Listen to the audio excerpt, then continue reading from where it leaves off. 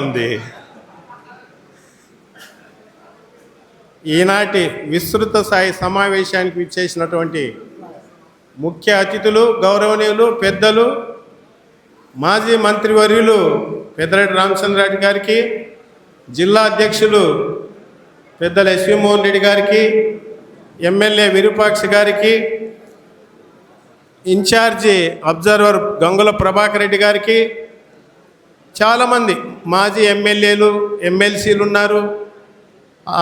అమరావతి నుంచి వచ్చిన మా మధుసూదన్ రెడ్డి గారికి, విజయభాస్కర్ రెడ్డి గారికి, ఇక్కడికి వచ్చేసినటువంటి మీకందరికీ, వైఎస్ఆర్ కుటుంబ సభ్యులకందరికీ, మీడియా మిత్రులకై అందరికీ పేరు పేరున నమస్కారం తెలియజేసుకుంటూ, అన్ని విషయాలు అందరూ చెప్తారు, కానీ మీకందరికి కూడా అంటే బహుశా కొంతమందికి తెలిసిండొచ్చు, కొంతమందికి తెలియకపోయిండొచ్చు. ఎందుకంటే తొందరలో లోకల్ బాడీ ఎలక్షన్స్ రాబోతున్నాయి. పోయినసారి అంటే మా ఎలక్షన్స్కు ముందు, నేను కూడా లోకల్ బాడీ ఎలక్షన్లో పోటీ చేస్తే ఎలక్షన్స్కు ముందు, అప్పుడు జగన్ సారు బీసీలకు రిజర్వేషన్స్ 60% ఉండాలి, ఖచ్చితంగా చేసి తీరాలని చట్టం చేశాడు. మహిళలకు అన్ని విభాగాల్లో 50% ఉండాలని చేసినటువంటి వ్యక్తి జగన్మోహన్ రెడ్డి.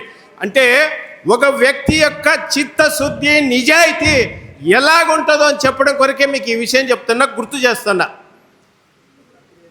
ఇదే చంద్రబాబు నాయుడు కొంతమంది తెలుగుదేశం కార్యకర్తలను ఎంకరేజ్ చేసి సుప్రీంకోర్టు దాకా రిజర్వేషన్లు 50% చేసినటువంటి వ్యక్తి.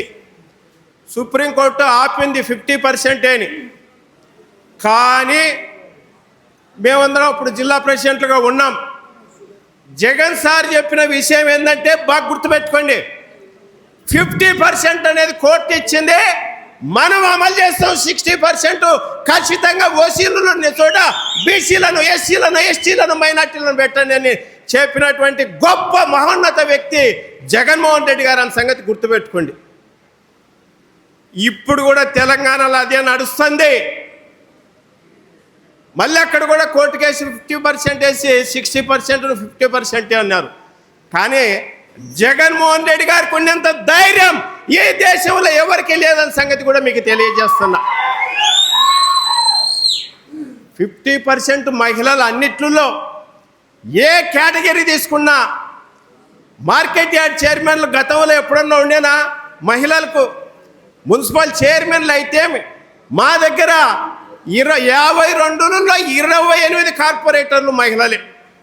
అంటే ఎక్కడ చూసినా వాళ్ళు కూడా తగ్గకూడదు అన్నట్టుగా చేసినటువంటి వ్యక్తి జగన్మోహన్ రెడ్డి గారు. ఇప్పుడు కూడా ఏ కార్యకర్త కూడా భయపడాల్సిన ప్రసక్తే లేదు. డిజిటల్ బుక్ తెచ్చినటువంటి వ్యక్తి జగన్మోహన్ రెడ్డి గారు. ఖచ్చితంగా రెడ్ బుక్ అనేది తుడిచిపెట్టకపోవడం ఖాయం.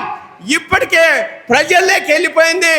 ఆఫీసర్లు కూడా భయపడుతున్నారు తప్పుడు పని చేయాలంటే. ఏ ఒక్కరిని కూడా మనం కక్ష సాధించాం, కానీ మనల్ని ఇబ్బంది పెట్టిన వాడిని మాత్రం వదిలిపెట్టామని సంగతి ఈ సందర్భంగా తెలియజేసుకుంటూ, ఎందుకంటే మాట్లాడుతూ పోతే చాలదు నాకు ఈ టైము.